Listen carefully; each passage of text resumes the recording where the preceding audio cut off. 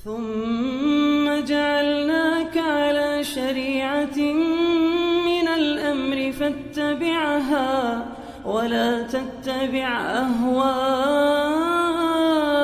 الذين لا يعلمون. Bismillahirrahmanirrahim. Assalamualaikum warahmatullahi wabarakatuh.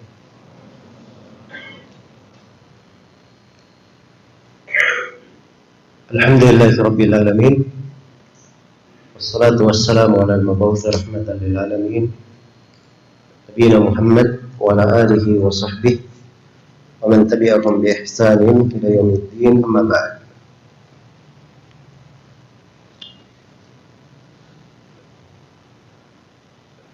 Kaum muslimin dan muslimat, ikhwan wal akhwat rahimani wa rahimakumullah.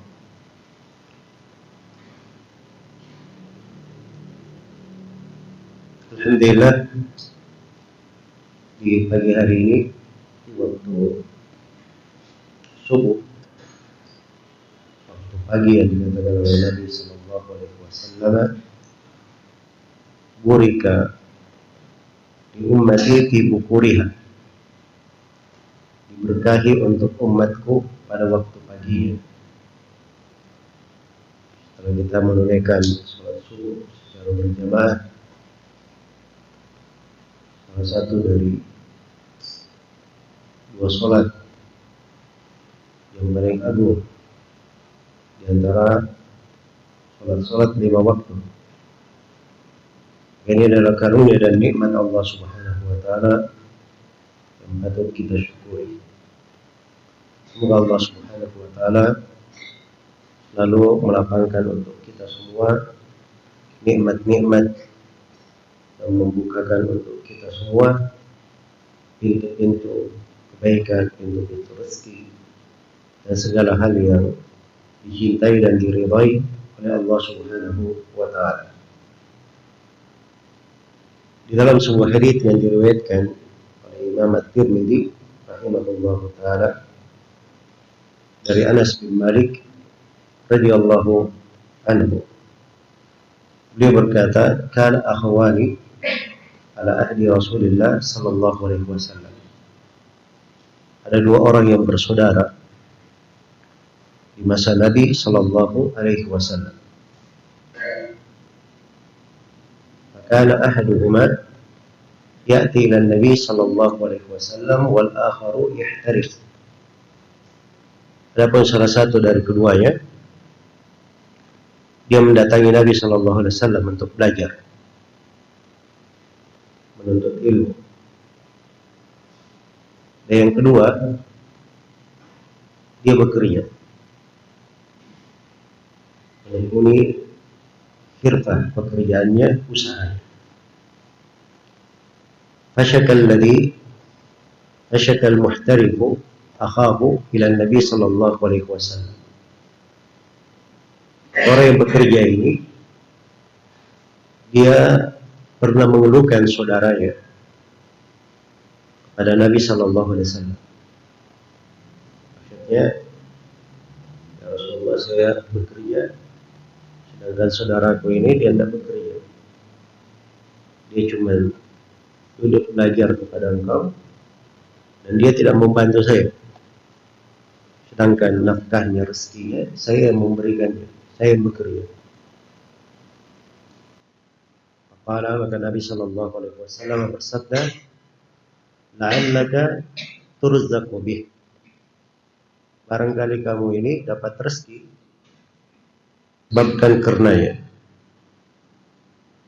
disebabkan karena saudaramu yang belajar ini. Hadits yang ringkas, ucapan Nabi sallallahu alaihi wasallam itu menggambarkan makna-makna yang agung. Dari pelajaran yang kita petik terkait dengan hadits, pertama, penggambaran bagaimana sebagian dari kehidupan di masa Rasulullah sallallahu alaihi wasallam. Orang-orang yang bersaudara, keluarga, itu ada hubungannya dengan Nabi Shallallahu Alaihi Wasallam.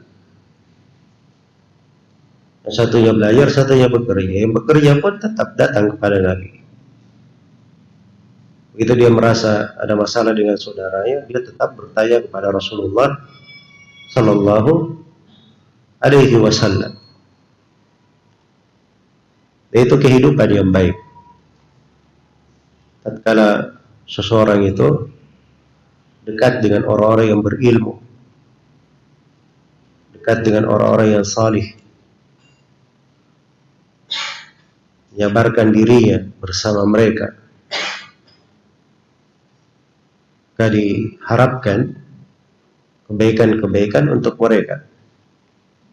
Wasbir nafsaka ma'al ladzina yad'una rabbahum bil ghadati wal ashi yuriduna wajha. Sabarkanlah diri engkau bersama orang-orang yang beribadah kepada Rabb-nya pagi dan petang. Mereka mengharapkan wajah Allah. Kemudian pelajaran yang kedua, terdapat bagaimana keberadaan orang-orang yang belajar di masa Nabi Sallallahu Alaihi Wasallam. Ini dua orang bersaudara, salah satunya belajar, datangi Nabi untuk belajar. Di antara mereka itu ada yang konsentrasi belajar, tidak ada pekerjaannya yang lain kecuali itu. Dan di antara para sahabat ada yang belajar, tapi dia juga menekuni dari aktivitas dunianya. Ada yang sibuk ke pasar, ada yang sibuk di kebunnya. Ya. Tapi semuanya selalu ada hubungan dengan Rasulullah Sallallahu Alaihi Wasallam. Bekerja secara totalitas atau belajar secara totalitas itu lebih utama terkait dengan ilmu daripada orang yang belajar dan bekerja. Tapi bukan artinya orang yang punya pekerjaan tidak ada peluang untuk belajar. Ada orang-orang yang punya pekerjaan, tapi mereka juga dari ulama-ulama penyandang ilmu, orang-orang yang dikenal dan tersohor dengan ilmu. Itu terjadi dari kalangan sahabat Rasulullah, kalangan tabi'in, tabi'ut tabi'in, dan selainnya. Kalangan sahabat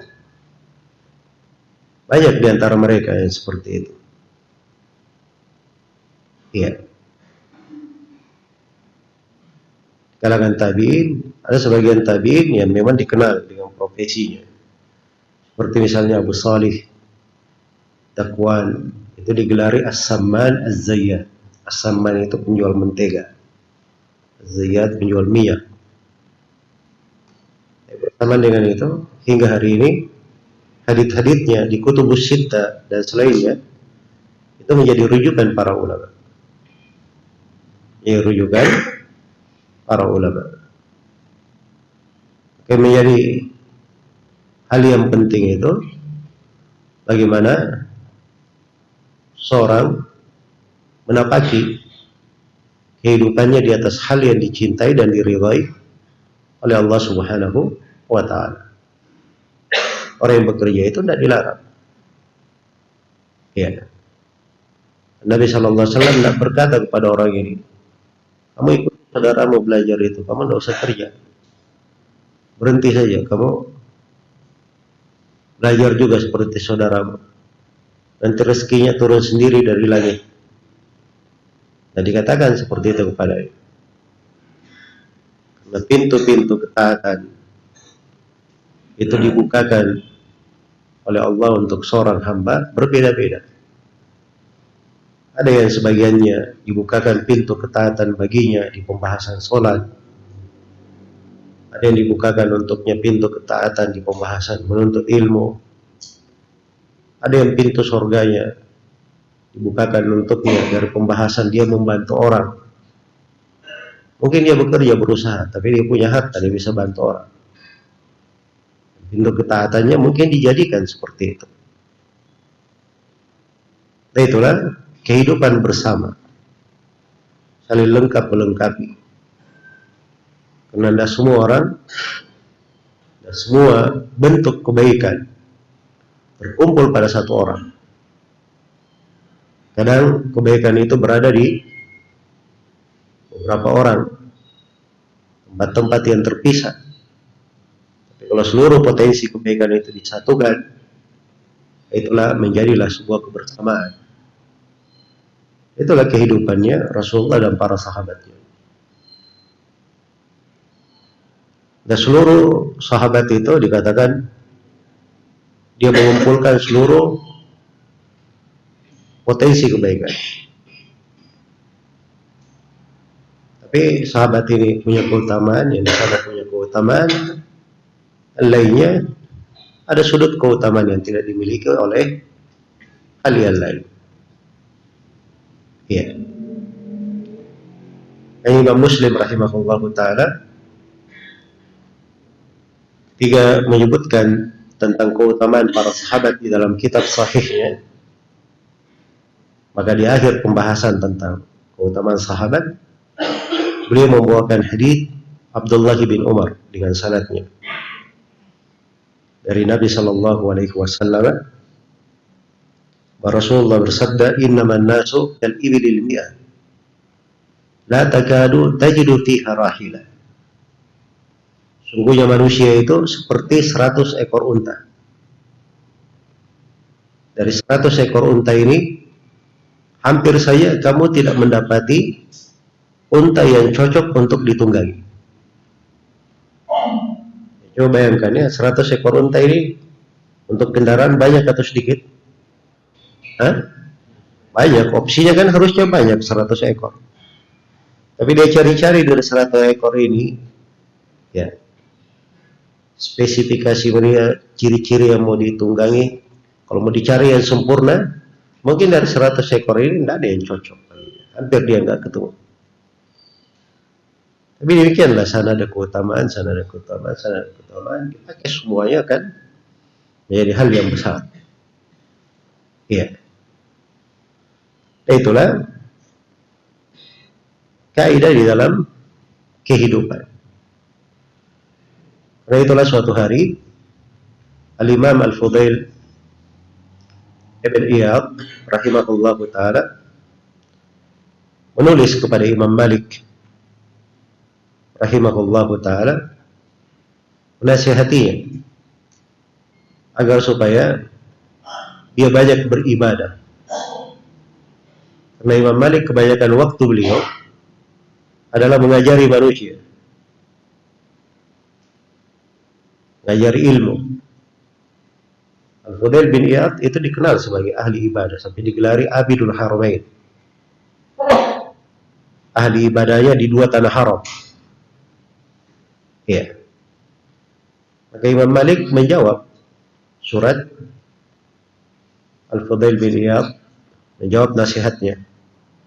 Kata Imam Malik, yang mananya engkau, Allah bukakan untukmu pintu ibadah di dalam apa yang kamu tekuni, dan saya dibukakan oleh Allah, dimudahkan untukku pintu ibadah di dalam mengajarkan ilmu. Dan setiap dari kita berada di atas kebaikan. Setiap dari kita berada di atas kebaikan. Itulah fikih Imam Malik rahimahullah yang membuat beliau itu menonjol di atas banyak ulama. Iya.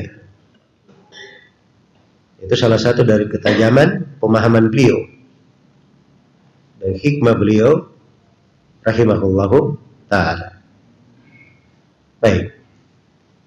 Kemudian orang ini ketika sahabat ini ketika dia mengadukan saudaranya yang tidak bekerja kepada Nabi Shallallahu Alaihi Wasallam, maka jawaban Nabi adalah suatu pelajaran yang sangat berharga,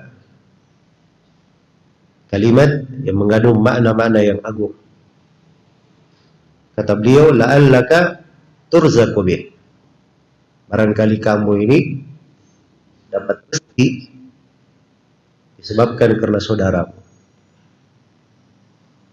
Iya. Ini menunjukkan bahwa seorang itu kadang dia dapat rezeki, dapat kebaikan. Mungkin ada orang-orang yang menjadi sebab.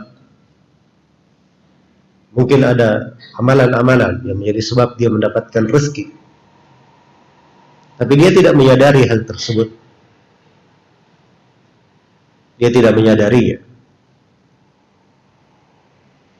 Dan ini juga menerangkan kepada kita suatu pembahasan yang agung.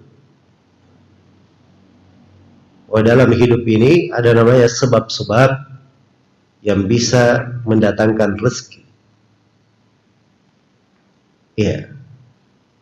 Dan rezeki itu dua macam. Ada rezeki yang terkait dengan keimanan, rezeki terkait dengan ilmu, rezeki terkait dengan hal yang batin, dari ketenangan, kesejukan, keteguhan di atas sunnah, istiqamah. Itu siapa yang diberi oleh Allah anugerah-anugerah itu bagian dari rezeki. Sebagaimana rezeki itu ada bentuk yang kedua. Dan bentuk yang kedua ini lebih populer di kalangan orang-orang. Iya. Rezeki yang terkait dengan zahirnya, rezeki yang terkait dengan harta, anak-anak, istri, pasangan hidup, dan semisal dengannya. Dan semuanya itu adalah bentuk dari rezeki. Tapi pokoknya bahwa rezeki itu ada sebabnya. La'allaka turzaqu bih. Barangkali kamu ini mendapatkan rezeki disebabkan karena saudaramu yang belajar. Ini isyarat terhadap beberapa sebab datangnya rezeki. Dari sebab pokoknya yang zahir di hadis adalah belajar dan menuntut ilmu. Belajar dan menuntut ilmu. Karena itulah orang yang belajar dan menuntut ilmu itu sebenarnya tidak ada yang dia khawatirkan. Tidak perlu dia mengkhawatirkan sebagaimana sebagian orang mengkhawatirkan. Oh, bagaimana masa depannya? Sebagian orang tua kalau anaknya masuk pesantren atau anaknya belajar ilmu agama, pertanyaan besarnya itu bagaimana masa depan anak ini? Ini cara berpikir yang keliru. Dia tidak paham bahwa sebab rezeki itu malah banyak di dalam pembahasan menuntut ilmu. Iya. Si penuntut ilmu sendiri rezekinya akan menjadi baik. Jangankan dia, orang yang membiayainya juga itu barangkali dilapangkan rezekinya gara-gara dia memberikan bantuan kepada orang yang menuntut ilmu. Seperti itu orang bersaudara ini. Maka ilmu itu dari kunci datangnya rezeki. Dari sebab yang menggiring rezeki itu kepada seorang hamba. Makanya di antara isyarat indah disebutkan oleh sebagian ulama pada hadis Ummu Salamah radhiyallahu anha diriwayat Imam Ahmad dan Ibnu Majah, ketika Nabi SAW mengajarkan zikir yang dibaca di setiap pagi. Allahumma inni as'aluka ilman nafi'an wa rizqan tayyiban wa amalan mutaqabbala. Ya Allah, saya memohon kepadamu ilmu yang bermanfaat, rezeki yang baik, dan amalan yang diterima.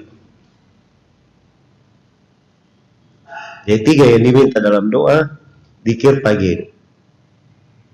Yang pertama ilmu yang bermanfaat. Yang kedua rezeki yang baik.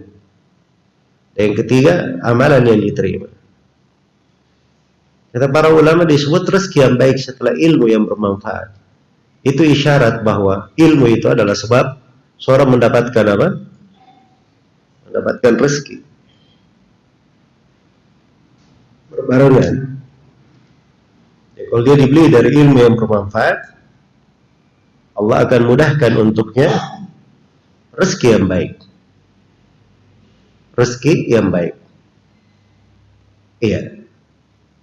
Nah itu Nabi Shallallahu Alaihi Wasallam tidak pernah diminta oleh Allah untuk memohon, ya Allah tambahkanlah hartaku, tambahkanlah rezekiku, ya Allah tambahlah untuk saya anak-anak, ya Allah beri saya anak laki-laki. Ya, karena anak laki-laki beliau yang hidup, apa yang dilahirkan untuk beliau sudah pada meninggal.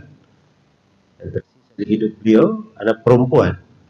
Tidak pernah terdengar dalam sepotong riwayat pun beliau diperintah, ya Allah berilah saya anak laki-laki misalnya.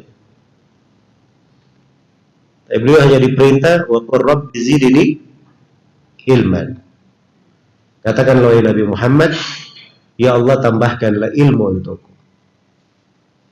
Karena tambahan ilmu itu berpengaruh pada rezeki-rezeki yang lainnya, kebaikan-kebaikan yang lainnya. Maka ini fikih yang harus dipahami.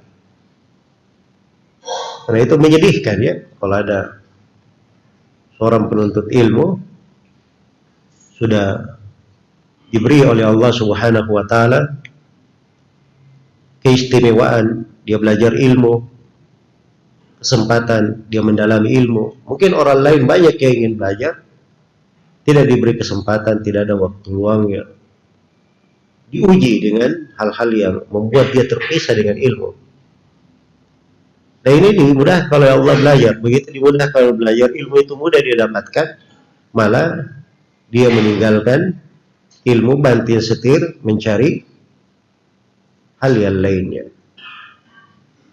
Iya. Ini adalah perkara yang harusnya kita membenahi diri dalam hal tersebut.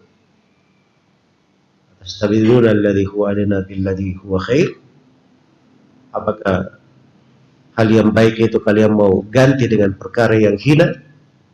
Itu tidak benar di dalam kehidupan. Perkara yang paling tinggi yang dipilihkan oleh Allah untuk para nabi dan para rasul, dijadikan sebagai warisan di tengah para nabi, ilmu, malah itu yang ditinggalkan. Harta yang berharga malah kurang diperhatikan. Iya. Baik. Ini dari sebab seorang itu dilapangkan rezekinya, kebaikan untuknya adalah di dalam belajar dan menuntut ilmu. Dan ilmu itu masuk di dalamnya seorang menghafalkan Al-Quran, menghafalkan hadits-hadits Rasulullah Sallallahu Alaihi Wasallam, menghafalkan dari manfaat-manfaat ilmu. Nah itu para ulama, mereka itu tidak hanya menghafalkan nas-nas ayat, tidak hanya menghafal teks hadits, tapi di antara mereka ada yang menghafal fikih dari sebuah hadits, ucapan sahabat, ucapan tabi'in, tabi'ut tabi'in. Sebab itu mengandung fikih dan hikmah. Dan di pembahasan-pembahasan ilmu, misalnya di pembahasan ilmu bahasa, ada sudut yang terkait dengan pendalilan bahasa. Dia hafal bait syair ini, dia hafal kalimat sana, ya, dengan berbagai pendalilannya secara bahasa. Itu semuanya mereka lakukan karena dia anggap bagian dari apa? Bagian dari ilmu. Ya. Dan tentunya masuk di dalam keutamaan ilmu. Baik. Maka itu rezeki yang baik yang hendaknya diperhatikan oleh seorang hamba. Kemudian dari kata Nabi Sallallahu Alaihi Wasallam, la'allaka turzaqu bih. barangkali kamu ini mendapat rezeki disebabkan karena saudaramu. Ya. Apa yang dilakukan oleh saudaranya itu perbuatan yang baik, hal yang dipuji, itu ketaatan. Itu makna-makna lain di dalam sebab rezeki. Memang agak global, tapi dia masuk ke dalam rincian ayat-ayat dan hadits-hadits Rasulullah Sallallahu Alaihi Wasallam yang mengisyaratkan dari sebab rezeki, maka ada siratan-siratan pembahasan yang terkait dengan itu. Karena itu disebutkan oleh para ulama, dari kunci-kunci rezeki banyak sekali. Dari kunci tersebut adalah tauhid. Diperbaiki dari tauhidnya, dari keimanannya kepada Allah Subhanahu wa ta'ala. Sebab tauhid dan keimanan ini itu kunci segala kebaikan. Ya. Yang dikira ya pembahasan tauhid itu cuma keutamanya terkait dengan pengguguran dosa, cahaya kehidupan dan sebagainya, hal-hal yang biasa kita dengarkan.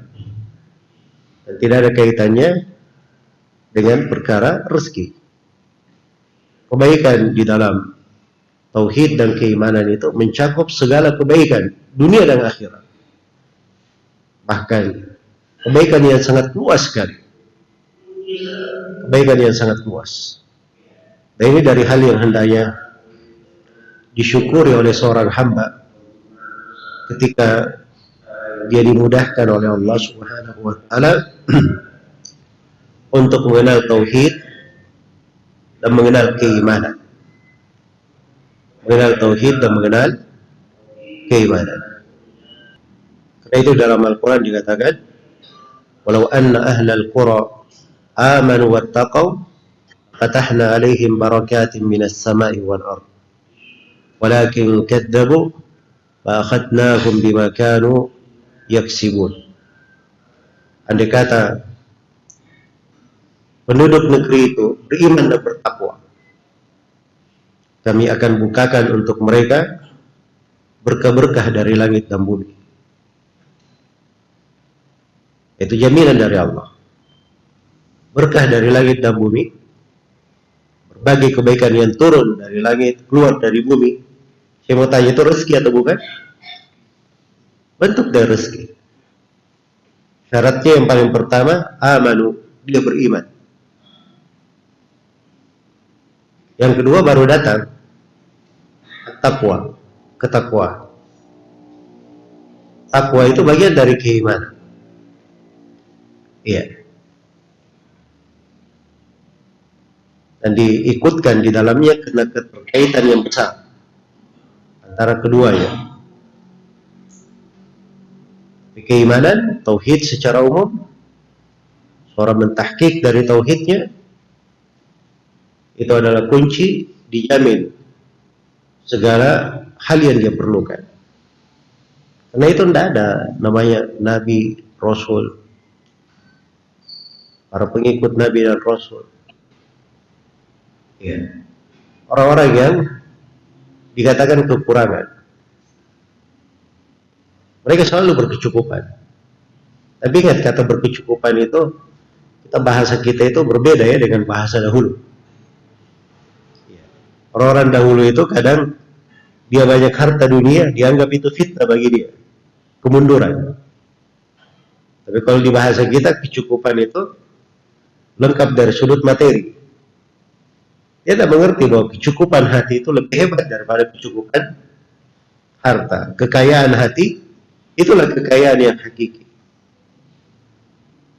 Nah, itu dalam hadits Abu Hurairah yang diriwayatkan oleh Imam Al-Bukhari dan Imam Muslim, Rasulullah sallallahu alaihi wasallam bersabda, "Laisal ghina an kathratil arad, innamal ghina ghina nafs." Bukanlah rasa cukup itu dengan banyaknya harta benda. Tapi rasa cukup itu bukanlah kekayaan itu dengan banyaknya harta benda, tapi kekayaan itu yang sebenarnya adalah kecukupan hati. Itu kecukupan hati diberikan pada para nabi dan para pengikutnya, hal yang sangat besar sekali, perkara yang sangat agung. Karena itu mereka tidak pernah ada kekurangan di dalam kehidupan mereka. Ini mereka orang-orang yang paling baik tauhidnya, paling bagus keimanannya. Iya. Nah itu siapa yang ingin selalu dijaga di atas kebaikan, hendaknya dia punya perhatian yang besar terhadap pembahasan-pembahasan tauhid, hal-hal yang membenarkan keimanannya, hal-hal yang meningkatkan keimanannya, hal-hal yang lebih membuatnya menjadi seorang mukmin yang punya kedudukan tinggi di sisi Allah Subhanahu wa ta'ala. Itu semuanya perlu dia wujudkan kandungan dari rukun iman, perlu diamalkan dari cabang-cabang keimanan agar supaya dia memiliki jenjang yang tinggi. Baik, ini diantara sebab rezeki untuk seorang hamba. Sebagaimana diantara sebab rezeki itu adalah ketakwaan. Ada ayat yang telah saya sebutkan tadi. Nah, takwa itu adalah sebab dia dimudahkan untuk segala perkara. Bahkan Allah Subhanahu wa ta'ala berfirman, "Wa may yattaqillaha yaj'al lahu makhraja wa yarzuqhu min haitsu la yahtasib." Barang siapa yang bertakwa kepada Allah, maka Allah akan adakan untuknya jalan keluar, dan dia akan diberi rezeki dari arah yang tidak pernah dia sangka. Wa may yattaqillaha yaj'al lahu min amrihi yusra. Barang siapa yang bertakwa kepada Allah, maka Allah akan jadikan kemudahan pada perkaranya.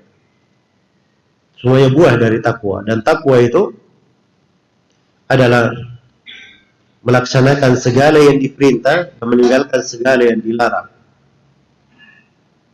Itu yang disebut dengan takwa. Ya, dalam hidup dia hitung-hitung dirinya, bagaimana dia menanggapi perintah dari Allah dan Rasulnya, sejauh mana dia telah mengamalkannya. Dia pelihara dirinya jangan sampai jatuh dalam hal-hal yang diharamkan, perkara-perkara yang bisa mendatangkan kemurkaan Allah. Ya, maka itulah yang disebut dengan takwa. Dan kadang takwa itu masuk ke dalam hal yang lebih detail, seperti orang yang masuk ke sebuah wilayah banyak duri, rintangan, batu-batu kerikil tajam di wilayah tersebut. Orang yang bertakwa itu tidak sembarang dia menginjakkan kakinya, dia harus lihat tempat yang aman, injakan kakinya pada hal yang tidak membahayakannya. Nah, itulah takwa. Itulah takwa. Dan takwa itu sesuai dengan kondisi seseorang. Jadi beda misalnya antara seorang alim dan selainnya. Dan diantara para ulama juga itu berbeda-beda sudut ketakwaan yang diwajibkan atas mereka. Ada sebagian pembahasan itu hanya orang-orang tertentu dari para ulama yang bisa masuk di situ. Ada yang penuh dengan duri, ada di antara ulama yang punya keahlian. Dia bisa berjalan cepat di tanah penuh duri itu, tidak kena duri sama sekali. Tapi ada orang yang masuk ke dalam hal tersebut, dia cuma lihat duri depannya, tidak tahu dia melangkah gimana. Dia harus mundur ke belakang. Itu memang tingkatan-tingkatan ilmu. Ada pembahasan-pembahasan, sebagian ulama itu tidak cocok dia masuk di situ. Alim yang lain masuk di dalamnya. Iya. Itu bentuk dari ilmu.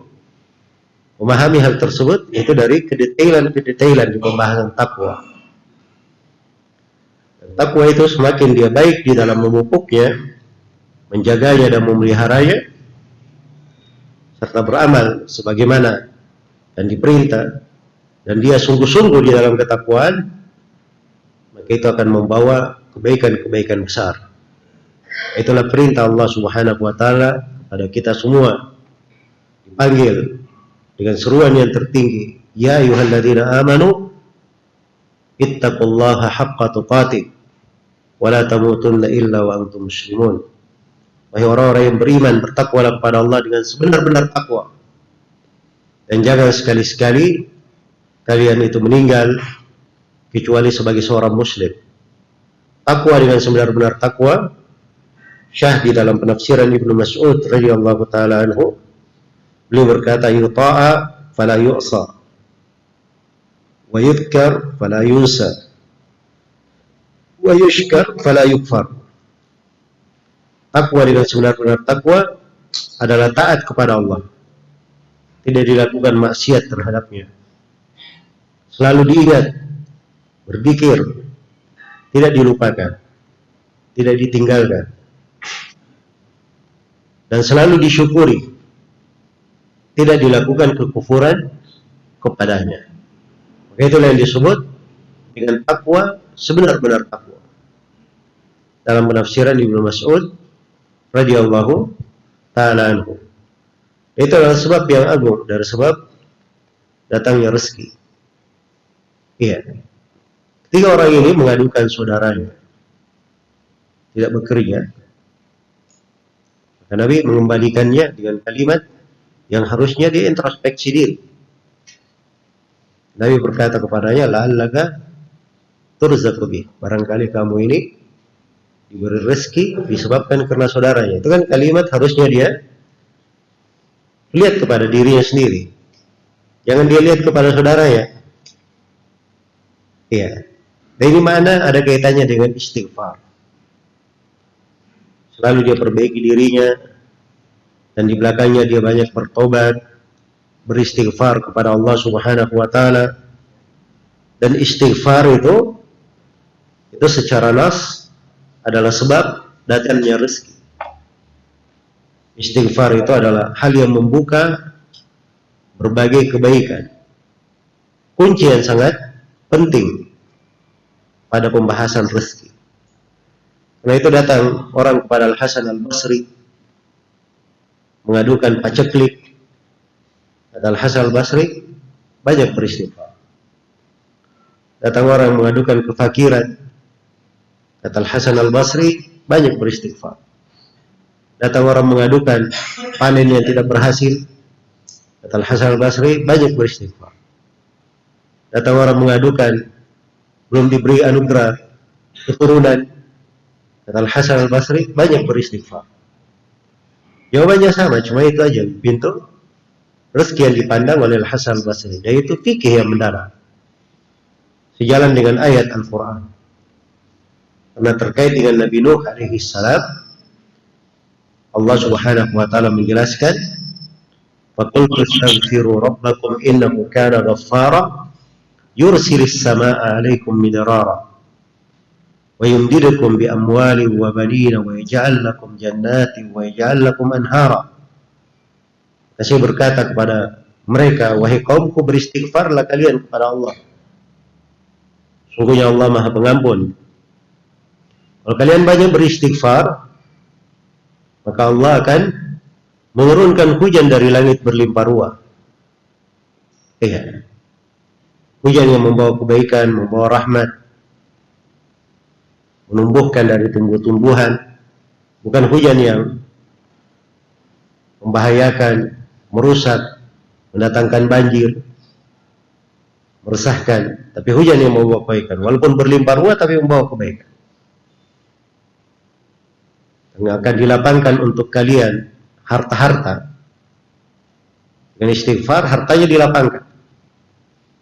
Dan dilapangkan juga anak-anaknya, keturunannya. Iya.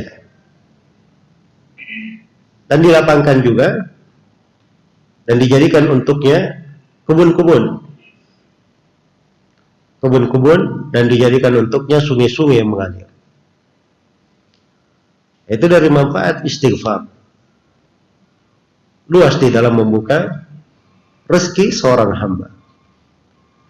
Karena itu jangan dia lupa dari kandungan istighfar di dalam hidupnya. Iya, kita dizikir pagi, Pada syariat beristighfar 100 kali. Kemudian pas sholat 5 waktu, begitu selesai salam, dia beristighfar 3 kali. Lalu membaca Allahumma antas salam wa minkas salam tabarakta ya dzal jalali wal ikram. Di dalam hadits Ummu Salamah riwayat Muslim. Ada istighfarnya di belakang sholat. Nah, selain daripada istighfar itu, permohonan ampun barangkali di sholatnya ada yang kurang, itu ditutupi dengan istighfar. Dan istighfar itu punya manfaat yang besar. Di antaranya dari sebab yang melapangkan rezeki seseorang. Iya. Sebagaimana di waktu sahur, itu waktu yang sangat dianjurkan untuk beristighfar. Karena itu dipuji khusus orang-orang yang beriman dengan sifat itu, wal mustaghfirina bil ashar. Orang-orang yang beristighfar di waktu sahur. Innal muttaqina fi jannati wa uyun akhidina ma atahum rabbuhum innahum kanu qabla dhalika muhsinin kanu qalilan minal laili ma yahja'un wa bil ashari hum yastaghfirun. Sifatnya penduduk surga. Dulunya mereka itu di waktu sahur mereka selalu beristighfar. Ya, mereka ada kenal waktu sahur, bukan waktu pagi. Jelas ya? Bukan waktu terdengar adzan subuh, pas adzan saja langsung dia keluar pergi sholat. Itu bagus ya, daripada orang yang nanti terbit matahari baru dia bangun. Sudah terlambat sholat subuhnya, ya, tinggalkan sholat berjamaah. Ya, kalau dia sholat masih mending ya, daripada orang yang tidak sholat sama sekali. Seorang mukmin itu ada waktu-waktu yang dia jaga, dia pelihara. Dia punya namanya waktu sahur. Itu tempat beristighfar. Tempat dia beristighfar kepada Allah Subhanahu wa ta'ala, memohon ampunan kepadanya. Itu sebab yang indah dan sebab-sebab datangnya rezeki. Iya. Baik. Ketika Nabi berkata kepadanya, la'allaka turzaqu bih. Barangkali kamu ini dapat rezeki disebabkan karena saudara. Yang terlalu banyak menyalahkan orang. Periksa diri. Iya. Itu ada makna istighfar di dalamnya. Baik, dan itu juga ada makna tawakal kepada Allah Subhanahu wa ta'ala. Seorang itu kalau dia sudah bekerja, itu dia sudah menjalani sebab. Ya. Jangan dia pikirkan lagi, oh ini menghalangi saya, ini tidak membantu saya. Kalau dia bersandar kepada Allah, bertawakal kepadanya, barangkali kamu dapat rezeki karenanya. Karena itu dari sebab datangnya rezeki adalah tawakal kepada Allah Subhanahu wa ta'ala. Allah firman, wa may yatawakkal 'ala Allahi fa huwa hasbuh. Barang siapa yang bertawakal kepada Allah, maka dialah Allah yang akan mencukupi. Cukupi segala sesuatu. Dan di dalam hadits Umar bin Khattab radhiyallahu anhu, riwayat Imam Ahmad, At-Tirmidzi, An-Nasai, Ibnu Majah, disahihkan oleh Ibnu Hibban dan Al-Hakim, Rasulullah sallallahu alaihi wasallam bersabda, "Law annakum tatawakkaluna 'ala Allahi haqqa tawakkuli, la razaqakum kama yurzaqu at-tayr. Tagdu khimasa wa taruhu bitana." Ya. Andai kata kalian itu bertawakal kepada Allah dengan sebenar-benar tawakal, Allah akan memberi kepada kalian rezeki seperti burung diberi rezeki.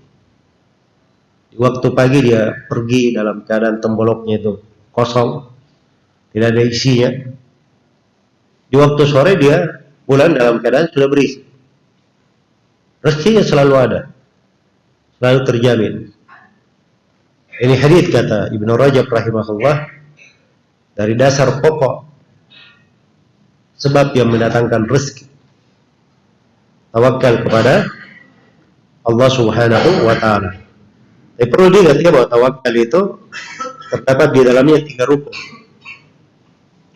Rukun yang pertama, dia bersandar kepada Allah Subhanahu wa taala. Dan rukun yang kedua dari tawakal, dia menjalani sebab-sebab, mengambil sebab-sebab. Kalau dikatakan tawakal dia sakit, dia serahkan sakitnya kepada Allah. Tapi dia ambil sebab, dia berobat, dia minum obat, cari kesembuhan, dia hindari tempat-tempat yang mungkin dia bisa terkena wabah penyakit dan sebagainya. Ya, itu mengambil sebab namanya. Kemudian yang ketiga, tawakal itu setelah dia mendapatkan dari hal yang dia cari, maka dia selalu melihat itu nikmat dari Allah. Dia tidak melihat kepada sebab, tapi selalu dia pandang bahwa itu semuanya anugerah datangnya dari Allah Subhanahu wa taala. Maka kalau terpenuhi kriteria ini, maka itulah orang yang bertawakal kepada Allah Subhanahu wa taala. Dan itu dari sebab dilapangkannya rezeki untuk seorang hamba. Baik, tadi ini 2 orang yang bersaudara ya. Satu belajar dan satu bekerja. Yang bekerja mengadukan saudaranya. Tapi Nabi memberi bahasa yang tetap merekatkan antara 2 orang yang bersaudara. Bahkan semakin membuat dia cinta kepada saudaranya. Barangkali kamu ini dapat rezeki disebabkan karena saudaramu yang belajar. Jangan salahkan saudaramu, sambung saja. Kamu tetap biayai dia. Jaga silaturahmi antara kalian. Dan menyambung silaturahmi itu dari sebab yang besar datangnya rezeki. Karena itu dalam hadits Anas bin Malik riwayat Bukhari dan Muslim, Rasulullah sallallahu alaihi wasallam bersabda, "Man sarrahu ayyubsata lahu fi rizqihi wa yunsa'alahu fi atharihi falyasir rahimahu." Barang siapa yang senang, dia gembira, rezekinya dilapangkan, umurnya dipanjangkan, maka hendaknya dia menyambung silaturahminya. Hendaknya dia menyambung silaturahminya. Iya. Maka itu dari sebab yang melapangkan rezeki. Orang menyambung hubungan kekeluargaan, menyambung silaturahmi terhadap orang yang jauh, dia dekatkan.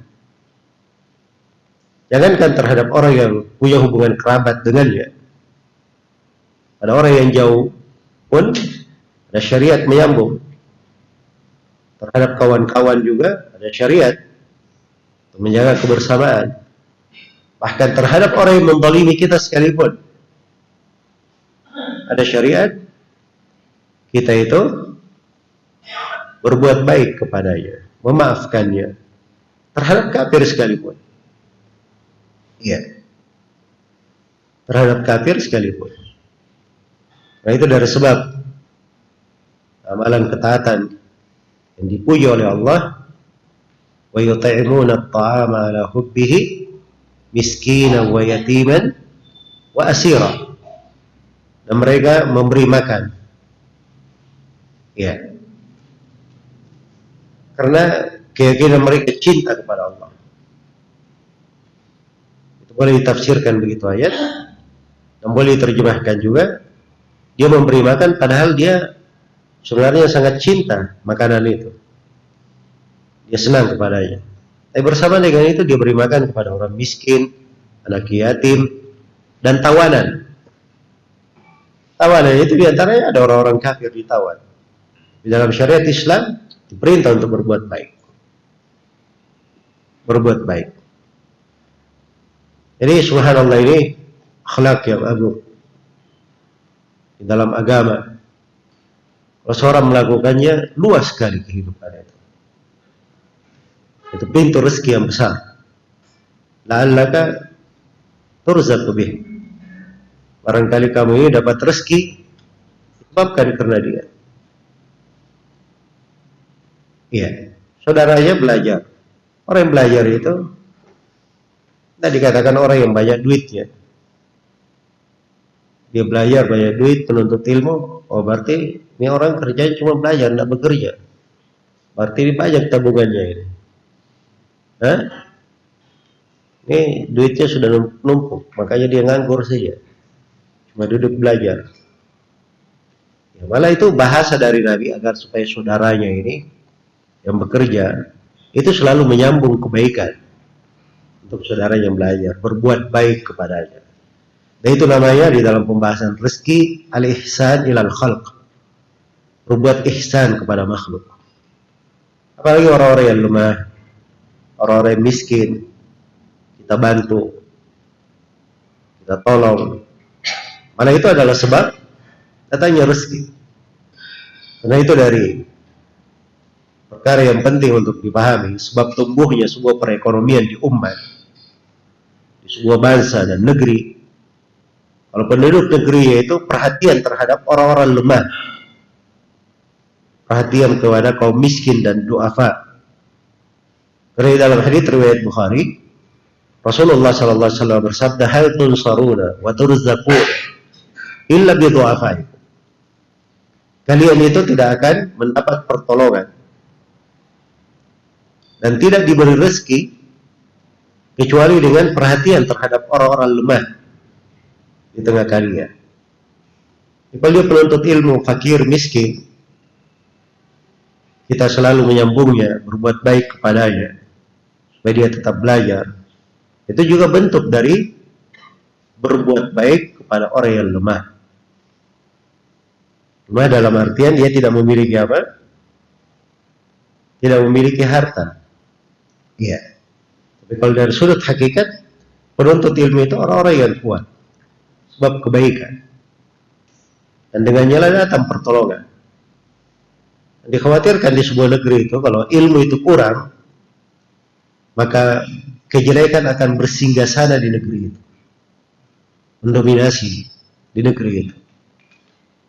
Tapi kalau ilmu itu kuat di sebuah negeri, ilmu merata di mana-mana, maka itu akan menyirnakan dari kegelapan-kegelapan, kejelekan-kejelekan, dapat mendatangkan kebaikan di tengah umat.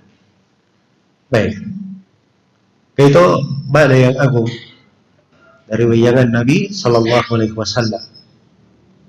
Iya. Ketika Rasulullah berkata kepada sahabat ini, la'allaka turzaqu bih, barangkali kamu dapat rezeki sebabkan karena saudaramu. Ya, harusnya kan dia bersyukur saudaranya belajar. Kamu itu punya saudara belajar. Dan semua orang punya saudara belajar, kan begitu. Dia memberi nafkah kepada saudara yang belajar, dia dapat rezeki, ya, menjadi sebab rezekinya. Harusnya kan dia bersyukur. Dan kesyukuran itu salah satu sebab, salah satu kunci yang mendatangkan rezeki. Kesyukuran. Karena itu di pembahasan syukur kepada Allah, Allah Subhanahu wa taala menegaskan, wa itta'addana rabbuka wa itta'addana rabbukum la in syakartum la azidannakum wa la in kafartum inna adzabi lasyadid. Ketika Rabb kalian telah mengumumkan, telah menetapkan keputusannya, iya, ta'addana ya dari kata al-idin. Al-idin di situ bermakna al-idin al-qawli al-qadari, dan juga mungkin bisa bermakna al-idin asy-syar'i.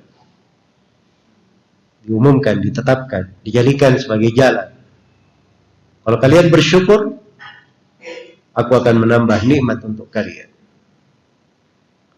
Dan kalau kalian kufur, sesungguhnya siksaanku sangatlah pedih. Ya, kesyukuran itu sebab seseorang itu dilapangkan rezekinya. Rezeki dalam segala hal. Rezeki dalam segala kebaikan. Wa man arada al-akhirata wa sa'alaha sa'yaha wa huwa mu'min fa ulaika kana sa'yuhum mashkura. Barang siapa yang menghendaki kehidupan akhirat dan dia sudah menempuh jalannya, sementara dia adalah seorang mukmin, ini sudah terkandung di dalamnya beberapa syarat rezeki ya. Kehendak dia untuk akhirat, itu semangat, ya, keimanan, ketakwaan, selalu dia tawakal kepada Allah. Wasa'alaha sa'yah, dan berjalan di atas jalannya, itu posisi takwa, amalan salih. Wa huwa mu'min, dan dia adalah seorang mukmin. Kalau terpenuhi tiga syarat ini, maka mereka inilah orang-orang yang upayanya selalu disyukuri, selalu diberikan kebaikan untuknya oleh Allah Subhanahu wa ta'ala. Maka syukur itu selalu kita pupuk pada diri, kita perhatikan, karena kesyukuran itu ada yang dengan lisan, ada yang dengan hati, ada yang dengan anggota tubuh, terkaitan dalam kesyukuran. Dan syukur itu kata para ulama itu mengandung di dalamnya 5 rukun. Rukun yang pertama, dia tunduk kepada Allah yang memberi nikmat. Rukun yang kedua, dia cinta kepada Allah yang memberi anugerah. Kemudian rukun yang ketiga, dia selalu memuji Allah dengan lisannya terhadap segala nikmat. Kemudian rukun yang keempat, ia selalu meyakini bahwa segala nikmat yang dia dapatkan itu datangnya dari Allah. Dan rukun yang kelima, dari syukur, seorang dianggap sebagai hamba yang bersyukur, tidak dia gunakan nikmat itu kecuali di dalam hal yang dicintai dan diridhai oleh Allah. Kalau terpenuhi 5 hal ini, maka itulah orang yang disebut bersyukur kepada Allah Subhanahu wa ta'ala. Keutamaan dan manfaat syukur itu sangat besar sekali, sangat agung sekali. Iya, sangat agung sekali. Baik, menuntut ilmu itu bagian dari amalan salih, bagian dari ketaatan, bentuk dari ibadah, bentuk dari ibadah. Itulah pekerjaan saudaranya itu. Sehingga dikatakan, barangkali kamu dapat rezeki disebabkan karena saudara. Karena itu dari kunci rezeki seseorang itu memperbagus ibadahnya kepada Allah. Diriwayatkan oleh Imam Ahmad dari Abu Hurairah radhiyallahu anhu, Rasulullah sallallahu alaihi wasallam bersabda, di dalam Rasulullah bersabda bahwa Allah Subhanahu wa ta'ala berfirman di dalam hadits al-ilahi, atau orang-orang menyebutnya hadits qudsi. Allah berfirman, ya ibadi, atau ya ibn Adam, tafarraq li ibadati, amla qalbaka gina wa asudda faqraka. Wahai anak Adam, konsentrasilah engkau ibadah kepadaku. Luangkan banyak waktumu beribadah kepadaku. Maka aku akan memenuhi hatimu dengan kecukupan. Dan aku akan tutupi kefakiranmu. Itu jaminan dari Allah Subhanahu wa ta'ala. Iya. Wa illam taf'al, kalau kamu tidak lakukan, amla qalbaka syughlan, aku akan penuhi hatimu dengan kesibukan. Sibuk-sibuk saja. Ya. Tapi tidak ada hasil. Karena itu kata sebagian motivator di Indonesia ini, ya, sibuk itu tanda belum berhasil, tanda belum sukses. Jelas ya? Kadang seorang ada seperti itu, diuji banyak sibuk kirain, tapi tidak ada hal yang menghasilkan. Tidak ada hal yang menghasilkan. Tapi ada sebagian orang, Allah Subhanahu wa Ta'ala mudahkan dia. Kalau ada sebuah pekerjaan, dibantu di pekerjaan itu, dimudahkan sebab-sebabnya, diberkahi untuknya. Ya, itu dasarnya kecintaan kepada ibadah. Perhatikan, hidupnya ini untuk ibadah, asalnya untuk mencari akhirat. Yang di hadits yang lain diriwayatkan oleh Imam Ahmad, ada dari beberapa sahabat, ada dari Abdullah bin Mas'ud, dari Zaid bin Thabit. Rasulullah sallallahu alaihi wasallam bersabda,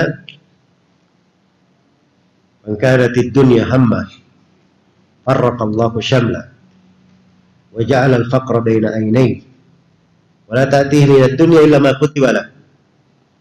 Barang siapa yang kehidupan dunia itu cita-citanya, semangatnya, keinginan besarnya, maka Allah akan cerai-beraikan upayanya. Akan dijadikan kefakiran antara kedua pelupuk matanya. Dan dunia tidak akan datang kepadanya kecuali apa yang sudah digariskan, ditentukan saja. Tapi sebaliknya, wa man kanatil akhiratu hamma, jama'a Allahu syamlah, wa ja'ala al-ghina fi qalbihi, wa ta'tihi ad-dunya wa hiya raghibah. Barang siapa yang akhirat adalah semangat terbesarnya, yang selalu menjadi kesibukannya, maka Allah akan menyatukan upayanya. Dia bekerja sedikit pun dibantu oleh Allah, diberkahi, ya, dan dijadikan kecukupan berada di hatinya. Dunia itu datang kepadanya dalam keadaan diseret, walaupun dunia itu tak mau datang kepadanya. Baik, itu ketentuan-ketentuan. Jadi dalam kehidupan ini Allah mengaturnya dengan sangat indah untuk orang-orang yang beriman, sejalan dengan tujuan penciptaannya. Wa ma khalaqatul jinna wal insa illa liya'budun. Tidaklah aku menciptakan jin dan manusia kecuali untuk beribadah kepadaku. Karena itu sebagian jenis ibadah, apalagi dia terkait dengan rukun-rukun Islam, itu pintu rezeki yang sangat besar. Cari saja. Rukun Islam kan ada berapa? Ada 5. Syahadat la ilaha illallah Muhammadar Rasulullah, tadi tauhid sudah kita terangkan. Salat itu pintu besar untuk rezeki. Karena itu dikatakan kepada Nabi sallallahu alaihi wasallam, wa'mur ahlaka bis salati wastabir 'alaiha. La nas'aluka rizqa, nahnu narzuquk. Wahai Nabi, perintah keluargamu untuk melakukan salat dan bersabarlah engkau dalam memerintah mereka. Kami tidak pernah minta rezeki kepada engkau. Kami yang memberi rezeki kepada engkau. Jadi disebut salat, disebut pembahasan rezeki. Zakat masuk di semisal dengannya sedekah. Orang yang banyak bersedekah, menunaikan zakatnya, itu dari sebab bertambahnya rezeki. Nah itu di Sahih Muslim dari hadits Abu Hurairah, Rasulullah sallallahu alaihi wasallam bersabda, "Ma naqasat shadaqatun min mal." Sedekah itu tidak pernah mengurangi harta. Itu hakikatnya. Bahkan sedekah itu selalu menambah harta. Kadang ditambah nilainya, kadang ditambah datnya, kadang ditambah keberkahannya, berbagai bentuk tambahan diberikan untuknya. Iya. Baik. Sudah 2. Salat, zakat. Apa lagi? Puasa. Puasa juga dari sebab rezeki. Baik. Haji. Haji juga dari sebab rezeki. Bahkan Nabi sallallahu alaihi wasallam bersabda di hadits riwayat Imam Ahmad dan Tirmidzi, tabi'u bainal haji wal umrah. Terus sambung menyambung antara haji dan umrah. Sudah haji, haji lagi, umrah, umrah lagi. Bainahuma yanfiyani dzunub wal faqr. Sebab haji dan umrah ini menggugurkan dosa-dosa dan kefakiran. Kama yanfil kir khabathal hadid. Sebagaimana api itu menghilangkan dari karatan-karatan.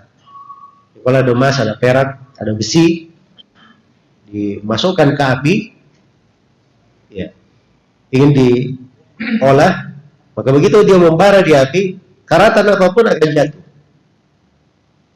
Itu kefakiran dan dosa-dosa itu gugur dengan selalu sambung menyambung antara haji dan apa? Pada perkara haji dan umrah. Baik. Jadi jenis-jenis ibadah itu ada kadang masuk di dalam pembahasan-pembahasan yang menjadi sebab seorang itu memperoleh rezeki dari Allah Subhanahu wa taala. Nah, itu Rasulullah sallallahu alaihi wasallam memberikan anjuran umum untuk memperbaiki ibadah kepada Allah Subhanahu wa taala. Maka ini beberapa pembahasan, perhatikan ya, makna-makna mendalam. Bahasa Nabi itu ringkas. Ya. Cuma la'allaka turzaku bihi. Ya. Tapi lihat, di dalamnya terkandung banyak makna. Dari sebab-sebab seorang itu diberi rezeki oleh Allah Subhanahu wa taala. Iya. Dari sebab-sebab dia diberi rezeki oleh Allah Subhanahu wa taala. Dan saya tutup teman kita ini dengan doa kepada Allah Subhanahu wa taala, dan doa itu juga dari sebab rezeki. Seorang kalau dia berdoa mohon kepada Allah, maka itu dari sebab dilapangkan untuknya rezeki. Tergantung apa yang dia minta. Dan ada yang diajarkan oleh Nabi Shallallahu Alaihi Wasallam dari doa-doa yang agung, misalnya di Sahih Muslim, doa yang panjang itu yang akhirnya iqdi an-naddain wa aghnina minal faqr. Ya Allah, bayarlah hutang-hutang kami dan cukupi kami dari kefakiran. Dan di antara doa yang ringkas yang diajarkan oleh Nabi Shallallahu Alaihi Wasallam,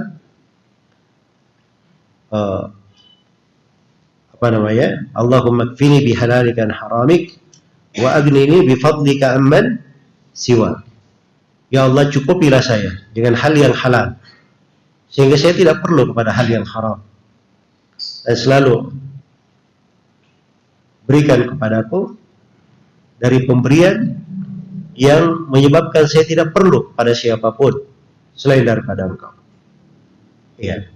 Ini kalimat ringkas ya dari doa ini, tapi luar biasa dari kandungannya. Seorang itu kalau dia memohon dengan sungguh-sungguh, dia ingat kebesaran Allah, kemampuannya, keagungannya. Ya.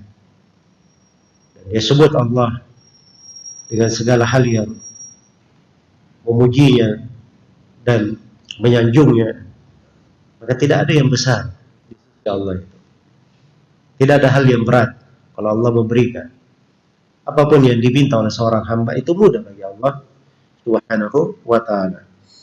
Karena itu saya bermohon kepada Allah Subhanahu wa taala, semoga Allah Subhanahu wa taala selalu mencatat kita semua sebagai hamba-hamba yang salih, berbekal dengan sifat-sifat yang baik, sebagai orang-orang yang selalu dilapangkan di dalam rezeki dan kehidupannya. Rezeki dalam makna yang paling pentingnya pada keimanan, tauhid, amalan salih, maupun rezeki yang terkait dengan hal yang zahir dalam kehidupan ini. Sebagaimana kita memohon kepada Allah rezeki di kehidupan dunia pada hal yang terbaiknya, dan rezeki yang baik pula di sakaratul maut, rezeki yang baik pula di alam kubur, dan yang terpentingnya rezeki keselamatan untuk kita di akhirat kelak dan dimuliakan dengan surga Allah Subhanahu wa taala. Sebagaimana Allah yang memudahkan kita ketemu di masjid ini dalam suasana ketaatan, semoga Allah Subhanahu wa taala selalu memudahkan untuk kita semua kebaikan, mempertemukan kita semua di kehidupan dunia di atas kebaikan. Dan semoga Allah Subhanahu wa taala yang Maha Pemurah lagi Maha Pengasih, yang kita mohon kepadanya dan segala namanya yang agung dan sifat-sifatnya yang mulia, semoga Allah Subhanahu wa taala mempertemukan kita semua di surganya di akhirat yang penuh dengan kebaikan sebagai ikhwanan ala sururin mutaqabilin, saudara-saudara, orang-orang yang saling cinta mencintai di atas dipan-dipan surga, saling berhadapan, dimuliakan oleh Allah Subhanahu wa taala. Innahu waliyyu dzalika wal qadiru alaih. Diriwayatkan oleh Ibnu Majah dari Ibnu Umar radhiyallahu taala anhu, beliau berkata, qallama jalasa Rasulullah sallallahu alaihi wasallam illa khatama bi haula'i da'wat. Sangat jarang Nabi itu duduk di sebuah majelis kecuali beliau tutup majelisnya dengan beberapa doa. Dan ini adalah doa yang indah untuk diperhatikan. Semoga Allah Subhanahu wa taala menganugerahkan dan mengabulkan untuknya, untuk kita semua. Allahumma inna nas'aluka min khashyatika ma tahulu bainana wa baina ma'asik, wa min ta'atika ma tuballighuna bihi jannatak, wa min al-yaqini ma tuhawwinu bihi alaina masa'ib ad-dunya, wa matti'na bi asma'ina wa quwwatina wa absarina ma ahyaytana, waj'alhu al-waritha minna waj'al tha'rana 'ala man zalamana wansurna 'ala man adana, wa la taj'al musibatana fi dinina wa la taj'al ad-dunya akbar hammina wa la mablagha ilmina wa la tusallit 'alaina man la yarhamuna. Ya wallahu ta'ala a'lam. Subhanakallahumma wa bihamdik, asyhadu an la ilaha illa anta, astaghfiruka wa atubu ilaik, walhamdulillahi rabbil alamin.